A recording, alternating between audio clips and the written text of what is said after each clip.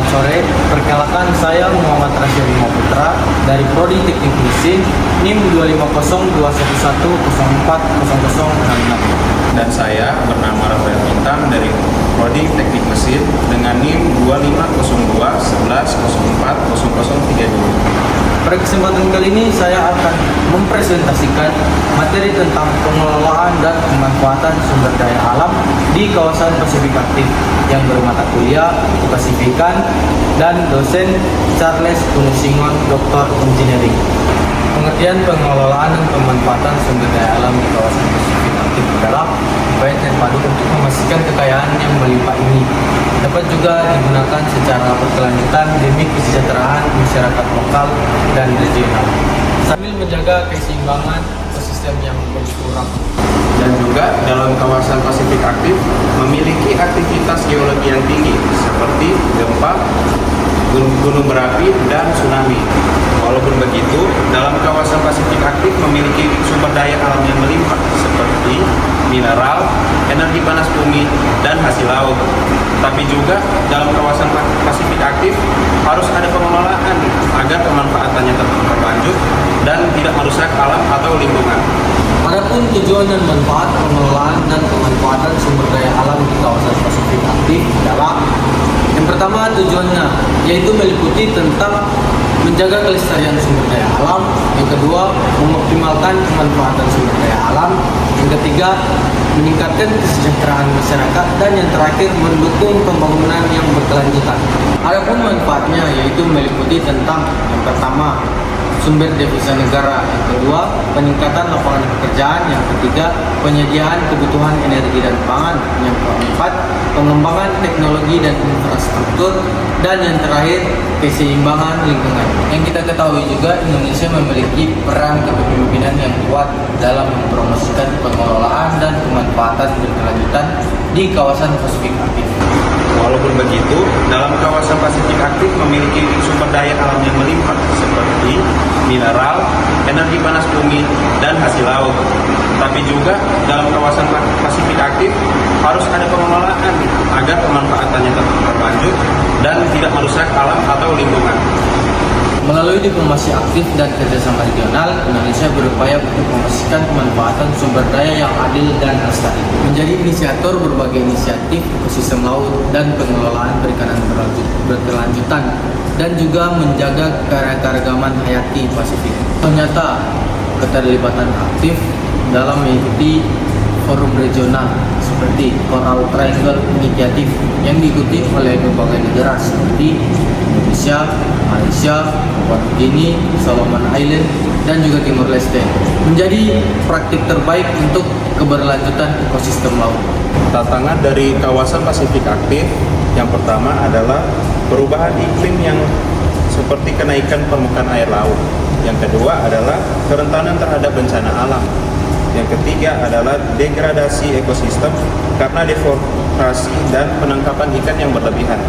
Dan yang keempat adalah penurunan keanekaragaman hayati karena kerusakan habitat.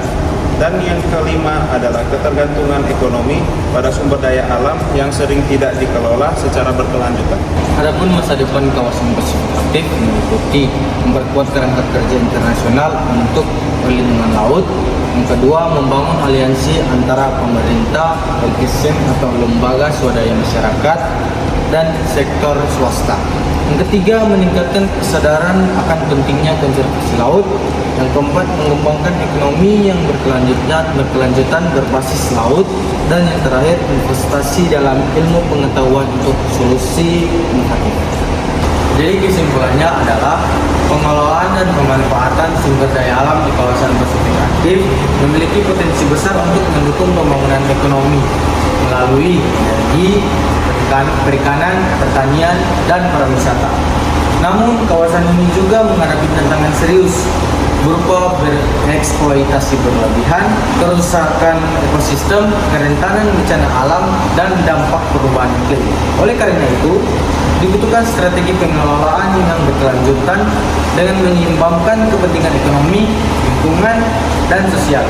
Hal ini dapat dicapai melalui pemanfaatan energi terbarukan, konservasi ekosistem, regulasi yang kuat, pemberdayaan masyarakat lokal, serta kerjasama regional dan internasional. Dengan demikian, keberlanjutan sumber daya alam di kawasan Pasifik aktif dapat terjaga untuk generasi sekarang dan yang akan datang.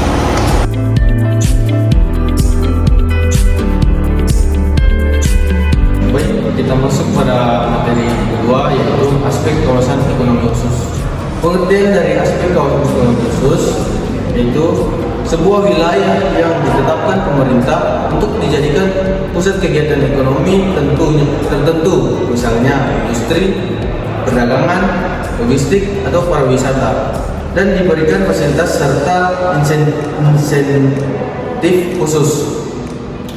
Fasilitas ini bisa berupa keringanan pajak, kemudahan izin, infrastruktur yang diprioritaskan, dan aturan yang lebih fleksibel dibandingkan wilayah biasa. Lanjut pada latar belakang, Sulawesi Utara memiliki potensi geoekonomi dan geostrategis yang sangat besar, terutama melalui kawasan ekonomi khusus Bitung dan kawasan ekonomi Selikupan. Kawasan ekonomi khusus Bitung seluas 534 hektar dikembangkan sebagai kawasan industri dan logistik dengan fokus pada pengolahan perikanan dan kelapa sekaligus sebagai hubungan ekspor dan impor.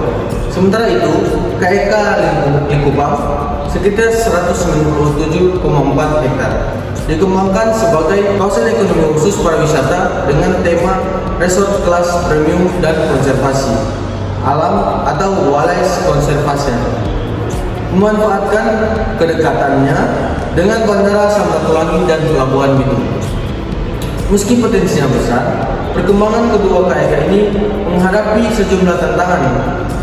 Infrastruktur pendukung seperti jalan tol Manado Bitung, fasilitas pelabuhan, serta perizinan masih perlu dipercepat dan ditingkatkan. Selain itu, ada isu lahan. Beberapa lahan KEK belum memiliki SKIHPL dan terdapat pendudukan masyarakat yang menghambat ekspansi.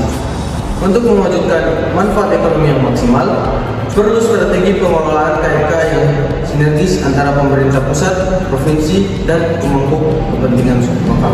Baik, kita masuk di rumusan masalah. 1. Apa karakteristik dan potensi utama dari KEK Bitung dan KEK Likupang di Sulawesi Utara?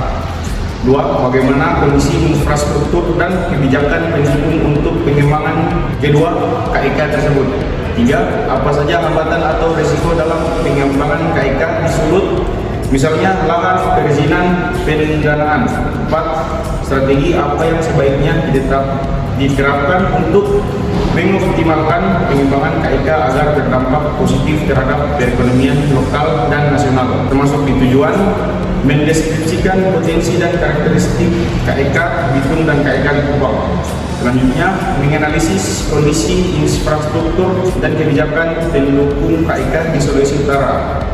Selanjutnya, mengidentifikasi tantangan dan hambatan dalam pengembangan KEK, merumuskan rekomendasi strategi untuk mengoptimalkan kontribusi KEK terhadap pertumbuhan ekonomi lokal dan nasional. Kita masuk ke manfaat. Yang pertama, memberikan dasar analisis kebijakan bagi pemerintah daerah dan pusat dalam pengembangan KEK di Sulawesi Utara. Yang kedua, memberikan masukan bagi investor dan pelaku usaha tentang peluang dan tantangan investasi di KEK Bitung dan Likupang. Yang ketiga, mendorong pengembangan ekonomi lokal yang inklusif dan berkelanjutan melalui KEK. Yang terakhir, menjadi referensi akademis bagi penelitian selanjutnya tentang pengembangan kawasan ekonomi khusus di daerah strategis.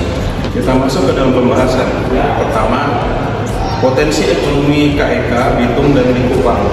Yang pertama, KEK Bitung memiliki keunggulan sebagai kawasan industri dengan zona industri logistik dan ekspor. Komodasi unggulan seperti ikan, kelapa, dan produk turunannya sangat mendukung ekspor dan nilai tambah. KEK Likupang dirancang sebagai kawasan pariwisata berkelas dengan pembangunan resort premium dan menengah serta kawasan konservasi memanfaatkan keindahan alam dan kekayaan hayati. Yang kedua adalah infrastruktur dan kebijakan pendukung. Untuk mendukung KIK Bitung, pemerintah membangun tol Manado Bitung untuk memperlancarkan logistik dan akses kawasan industri. Kolaborasi antara pemangku kepentingan sangat penting. Kementerian PUPR aktif mendukung percepatan pengembangan KIK. Kebijakan fiskal dan non-fiskal KIK seperti keringanan pajak, izin fasilitas tanah menjadi insentif penting bagi investor.